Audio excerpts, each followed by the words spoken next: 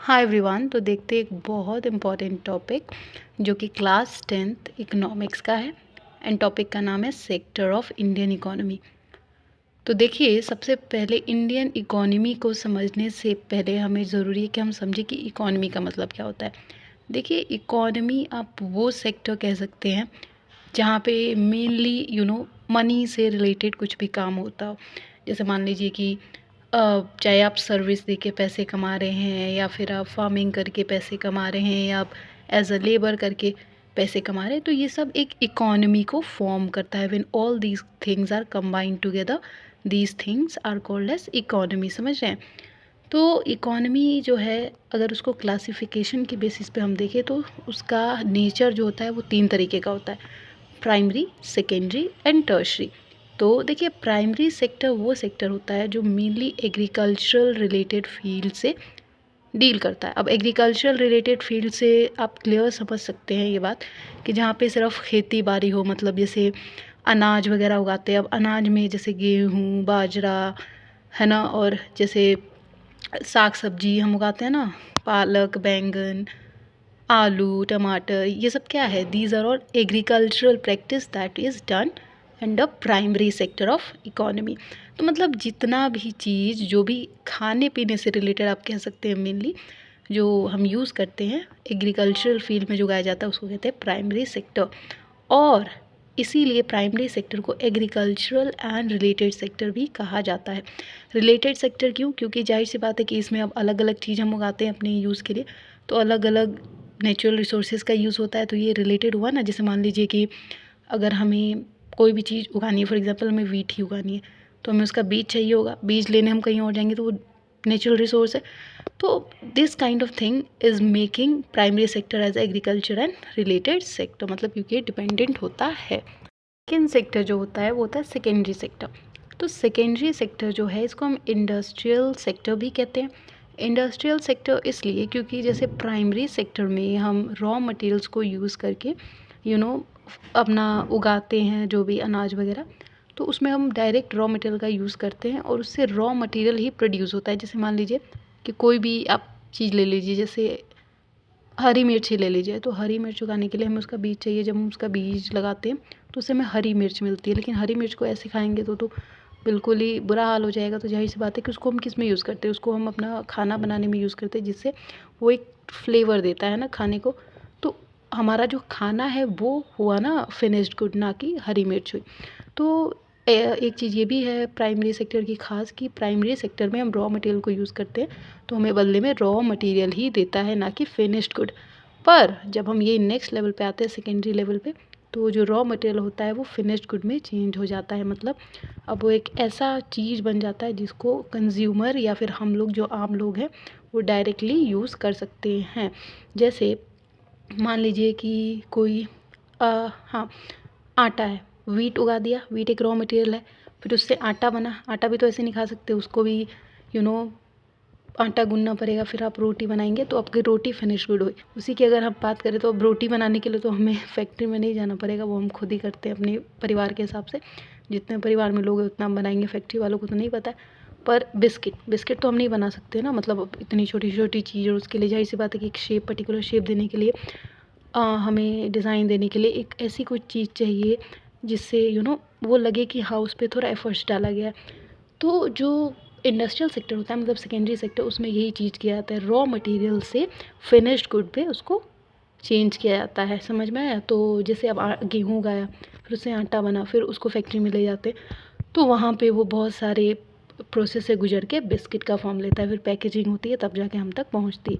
तो ये क्या हुआ, वीट एक रॉ मटेरियल था जो कि प्राइमरी सेक्टर में यूज़ होता है, और जब वो सेकेंडरी सेक्टर में आया तो काफ़ी सारे प्रोसेस से गुजरने के बाद वो एक क्या बन गया, फिनिश्ड गुड, जिसको कंज्यूमर यानी कि हम लोग डायरेक्टली यूज़ करते हैं। और कंज्यूमर से हमारा मतलब होता है कि वो लोग जो कि आम जनता जो कि सामान खरीद के अपनी बेसिक नीड्स को पूरी करती है, उसे हम कंज्यूमर कहते हैं। जब हम पैसे दे के सामान खरीद लेते हैं तो, ठीक है ना। तो अब इसके बाद जो थर्ड सेक्टर है इंडियन इकोनॉमी का वो है टर्शरी सेक्टर।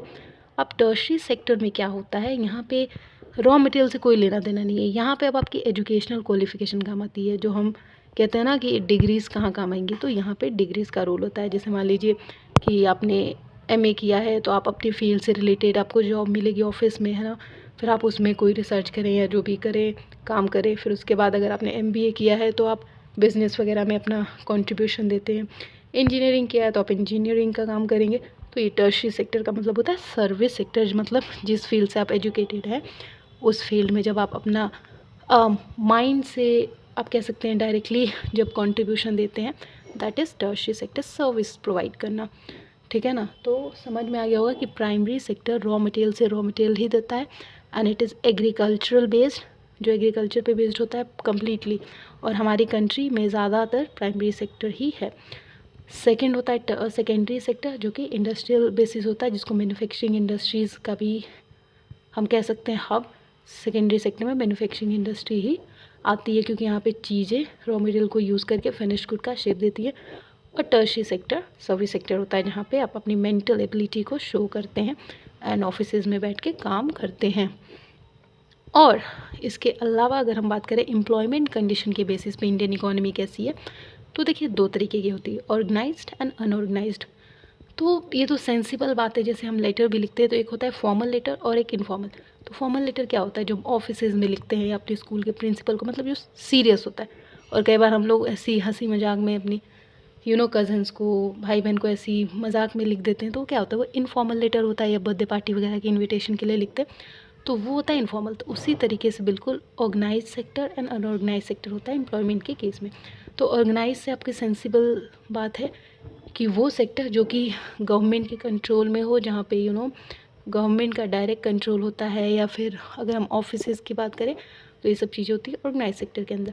और अनऑर्गेनाइज सेक्टर वो होता है जहाँ पे ज़्यादा आपका, मतलब सिंपल से अगर हम बात करें तो ऑर्गेनाइज सेक्टर वो होता है जहाँ पे एजुकेटेड लोग काम करते हैं, और अनऑर्गेनाइज वो होता है जहाँ पे अनएजुकेटेड लोग काम करते हैं। अब अनऑर्गेनाइज सेक्टर से हमारा मतलब है कि जैसे मान लीजिए जो लेबर्स होते हैं, फार्मर्स होते हैं, ये लोग जिनको किसी कारण से वो लिटरेट नहीं हो पाए ना, जिन्होंने पढ़ाई नहीं की, तो जो लोग फील्ड में लेबर का काम करते हैं, कारपेंटर का काम करते हैं, बार्बर का काम करते हैं, तो these all people are unorganized. और फिर वहीं पे ऑर्गेनाइज्ड कौन से होंगे, सबसे तगड़ा आईएएस ऑफिसर, है ना, जिसके लिए हम इतनी कोचिंग्स वगैरह में पैसे देते हैं, आईपीएस ऑफिसर्स या प्रोफेसर्स, टीचर्स। तो ये सब चीज़ें होती हैं ऑर्गेनाइज सेक्टर या ऑर्गेनाइज्ड एम्प्लॉयमेंट। और अनऑर्गेनाइज जो होता है आपका एम्प्लॉयमेंट, आपको समझ में आ गया होगा, जैसे कारपेंटर वगैरह हो गए, फार्मर्स वगैरह हो गए, ये होते हैं अनऑर्गेनाइज्ड एम्प्लॉयमेंट। ओनरशिप की अगर हम बात करें तो ओनरशिप दो तरीके की होती है, public sector ownership, private sector ownership. Sensible सी बात है, पब्लिक सेक्टर हमेशा सुनते ही होंगे आप, नहीं सुनते होंगे तो आज सुन लीजिए और क्लियर कर लीजिए कि पब्लिक सेक्टर से मतलब है जहाँ पे गवर्नमेंट का डायरेक्ट कंट्रोल हो, उसको हम कहते हैं पब्लिक सेक्टर। और प्राइवेट सेक्टर वो होता है जहाँ पे ओनर एक इंडिविजुअल होता है। एग्जाम्पल के तौर पे लीजिए, जैसे Mukesh Ambani, he is a private sector ownership man. और पब्लिक सेक्टर नरेंद्र मोदी को हम कह सकते हैं। तो अब नरेंद्र मोदी जो है वो सिर्फ अपने लिए काम करते हैं, नहीं, वो पूरे इंडिया के लिए करते हैं ना। कहीं भी जाते हैं, मान लीजिए रशिया गए, मीटिंग करने गए, अमेरिका गए, ट्रम्प से मिलने या कहीं गए, तो क्या है, या फिर अगर वो इंडिया की तरफ से ट्रम्प को बधाई दे रहे हैं तो पूरे इंडिया को रिप्रेजेंट करें, तो वो है पब्लिक। पब्लिक का मतलब है कि सिर्फ अपने ही लोग नहीं, पूरा इंडिया, पूरी कंट्री एज अ होल, तो होता है पब्लिक सेक्टर। तो उसी तरीके से जितने भी गवर्नमेंट के एम्प्लॉयमेंट होते हैं, जैसे ये सबसे इंपॉर्टेंट है, कॉम्पिटिटिव एग्जाम से आप एग्जांपल समझ सकते हैं, जैसे आप आईएएस, आईपीएस, डीएसपी, ये सब एसपी बनते हैं, तो ये हो गया पब्लिक सेक्टर। और प्राइवेट सेक्टर क्या होता है, जब एक इंडिविजुअल अपने खर्च करके खुद ओनर बनता है, जैसे अदानी, मुकेश अंबानी, तो ये सब क्या है, ये है प्राइवेट सेक्टर ओनरशिप। तो समझ। नेक्स्ट टॉपिक है जीडीपी। तो देखिए जीडीपी का फुल फॉर्म होता है gross domestic product. Gross domestic product से मतलब है कि एक साल के अंदर हमारे इंडिया में क्या क्या प्रोडक्शन हुआ है फाइनल गुड्स का, तो उसको हम कहते हैं जीडीपी, मतलब production of final goods in a year और in an annual year is called as GDP. ठीक है ना। तो अगर हम यही बात करें कि जो जीडीपी होती है वो उसका क्या रोल होता है, तो जीडीपी बताती है कि हमारी कंट्री कितनी प्रॉफिट में चल रही है, मतलब कितना एम्प्लॉयमेंट रेट है हमारी कंट्री में और कितना अनएम्प्लॉयमेंट रेट है। मतलब जीडीपी बताती है कि हमारी कंट्री फ़ायदे में चल रही है या हमारी कंट्री नुकसान में चल रही है। ये सब हमें जीडीपी से ही समझ में आता है, और कहाँ पे इन्वेस्टमेंट करने की ज़रूरत है, कहाँ पे कम करने की ज़रूरत है, ये सब भी जीडीपी के थ्रू हमें समझ में आता है। और इसके अलावा अगर हम बात करें तो जो ओनरशिप होती है, तो जैसे गवर्नमेंट स्कूल्स, जो प्राइवेट सेक्टर और पब्लिक सेक्टर बताया, उसमें गवर्नमेंट स्कूल हो गए, ट्रांसपोर्ट हो गया, गवर्नमेंट हॉस्पिटल, ये सब इसके बेस्ट एग्जांपल्स होते हैं। और प्राइवेट सेक्टर की अगर बात करें, जैसे मॉल्स, होटल्स, इन सब चीज़ों को हम कहते हैं प्राइवेट सेक्टर, जहाँ पे एक इंडिविजुअल बेसिकली मालिक होता है, ठीक है ना। होता तो पब्लिक सेक्टर में भी एक इंडिविजुअल, जैसे मोदी जी सारे फैसले लेते हैं, लेकिन वो रिस्पॉन्सिबल है हम सब के लिए, है ना। जैसे आपने पॉलिटिकल साइंस में पढ़ा होगा, रिस्पॉन्सिबल टू इट्स पीपल। लेकिन प्राइवेट में वो सिर्फ खुद के लिए रिस्पॉन्सिबल होता है और किसी के लिए नहीं होता है, ठीक है। इसके अलावा अगर हम बात करें तो जो ऑर्गेनाइज सेक्टर और अनऑर्गेनाइज सेक्टर में, ये जो आपका एम्प्लॉयमेंट कंडीशन की बात की गई है, तो इसमें जॉब्स, आवर्स कितने, मतलब आवर्स ऑफ वर्किंग है, पेंशन मिलेगा, गवर्नमेंट जॉब्स है, कॉर्पोरेट जॉब है, तो इन सब में ये रजिस्टर्ड होते हैं गवर्नमेंट के पास, ये एम्प्लॉयज़ है ना। अगर आप कॉर्पोरेट जॉब में भी कर रहे हैं तो कहीं ना कहीं मान लीजिए, जैसे हम कहते हैं प्राइवेट सेक्टर में जो जॉब है वो फिक्स नहीं होती है, लेकिन मान लीजिए कि आप किसी कंपनी में काम करें, तो भाई उस कंपनी में आप काम कर रहे हैं ना, डेली जा सकते हैं, आप कोई लेबर जा सकता है नहीं ना, तो ये बात होती है। समझ में आ गए। तो सिर्फ ये नहीं कि गवर्नमेंट जॉब, मेनली तो गवर्नमेंट जॉब इसलिए ऑर्गेनाइज में आता है क्योंकि परमानेंट होता है, फिक्स होता है, जब तक रिटायर ना हो जाए। लेकिन कॉर्पोरेट जॉब में भी जब तक आपको निकाला नहीं जाता तब तक आप परमानेंट ही है ना। तो इस जहाँ पे आप रजिस्टर्ड है उनको ऑर्गेनाइज्ड एम्प्लॉयमेंट कहा जाता है, और जहाँ पे आप रजिस्टर्ड नहीं है उसको कहते हैं अनऑर्गेनाइज। सेंसिबल सी बात है, ठीक है। तो यहाँ पे जॉब अपॉर्चुनिटी भी मतलब फिक्स नहीं होती, या फिर आवर्स ऑफ वर्किंग भी नहीं होता फिक्स्ड, और इसके अलावा यहाँ पे पेंशन भी फिक्स नहीं होती है। एग्जाम्पल से आप समझ ही रहे होंगे, फार्मर्स या फिर लेबर। तो अगर हम बात करें तो कैसे हम एम्प्लॉयमेंट को ग्रो कर सकते हैं। अब जाहिर सी बात है कि इंडिया का पॉपुलेशन डे बाय डे इतना बढ़ता है, तो हमें ज़रूरत भी तो है कि हम ऐसे ज़्यादा से ज़्यादा काम काज बढ़ा सके, जिससे रोज़ जो युवा पीढ़ी है, आने वाली युवा पीढ़ी ही तो आगे काम करेगी ना, हमारे ओल्ड एज पर्सन थोड़ी करेंगे। तो उनके लिए हम कहाँ से एम्प्लॉयमेंट ला सकें। तो देखिए, एक तो ऐसे कर सकते हैं एम्प्लॉयमेंट बढ़ाने के ज़रिए, अगर हम रूरल एरिया में फोकस डालें जहाँ पे सिर्फ ज़्यादातर प्राइमरी सेक्टर को परफॉर्म किया जाता है, तो वहाँ पे चीप लोन दे सकते हैं। चीप लोन से मतलब है कि कम इंटरेस्ट के ऊपर फार्मर्स को लोन देना, ताकि वो अपनी ज़रूरत को पूरी कर सके, वो ज़्यादा से ज़्यादा प्रोडक्शन कर सके और अपने लिए 3 टाइम का खाना, जो कि बेसिक नीड है, फूड, शेल्टर एंड क्लोथ, उसको अफोर्ड कर सके। दूसरा हो सकता है कि हम एजुकेशन में इन्वेस्ट करें। अब जैसे एजुकेशन में इन्वेस्ट करने से कैसे पैसे मिलेंगे, हम तो सोचते हैं डिग्री वेस्ट है, नौकरी नहीं मिलेगी।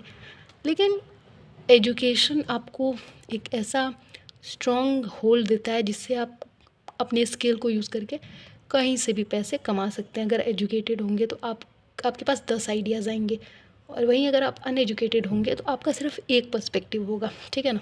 तो अगर एजुकेशन में इन्वेस्टमेंट करें तो उससे भी एम्प्लॉयमेंट जनरेट होगी। टूरिज़्म की बात करें, इंडिया में इतनी अच्छी अच्छी जगह है, तो अगर उसको रेनोवेट करके सजा वजा दिया जाए, सजाने से मतलब है अच्छे से रेनोवेशन करके उसको थोड़ा बोर्ड लगा दे, तो हो जाएगा आपका टूरिज़्म, वहाँ से भी पैसे आएंगे और एम्प्लॉयमेंट भी मिलेगी। जैसे सिक्योरिटी गार्ड्स वगैरह हो गए, अंदर सर्व वगैरह करेंगे खाना वगैरह, तो उनके लिए तो हो गया ना काम।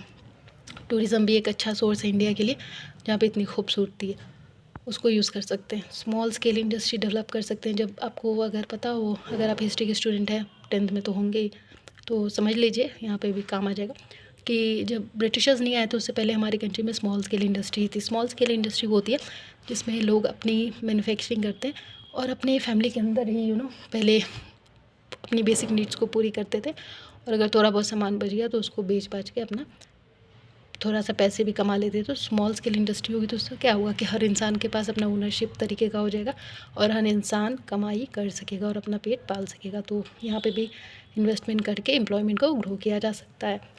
रोड्स एंड ट्रांसपोर्टेशन पे भी ध्यान दें तो एम्प्लॉयमेंट जनरेट होगा। एंड बात करें अगर कि गवर्नमेंट कुछ तो कर रही होगी ना, तो हाँ, रूरल लेवल पे भी गवर्नमेंट ने बहुत अच्छा काम किया, जिसको कहते हैं NREGA, national rural employment guarantee act. ये कह सकते हैं कि आइडिया कहीं ना कहीं नहीं, ये जो नरेगा आइडिया ये गांधी जी का था, 2005 में इसको स्टार्ट किया गया था। इसमें होता क्या है नरेगा में कि 100 डेज़ वर्क दिया जाता है हर एक इंसान को जो रूरल एरिया में है, मतलब 3 महीने 10 दिन, 3 महीने 10 दिन हुआ ना, हाँ। तो 100 डेज़ का वर्क हमेशा सबको देना है। और किसको देना है, ताकि कोई भी फैमिली के अंदर, मतलब जैसे मान लीजिए एम्प्लॉयमेंट नहीं है तो भाई खाना तो खाना है, तो इससे अनएम्प्लॉयमेंट को दूर किया जाए, इसका मेन पर्सपेक्टिव। 100 डेज़ वर्क करेंगे, कम से कम 3 टाइम का खाना तो खा सकेंगे।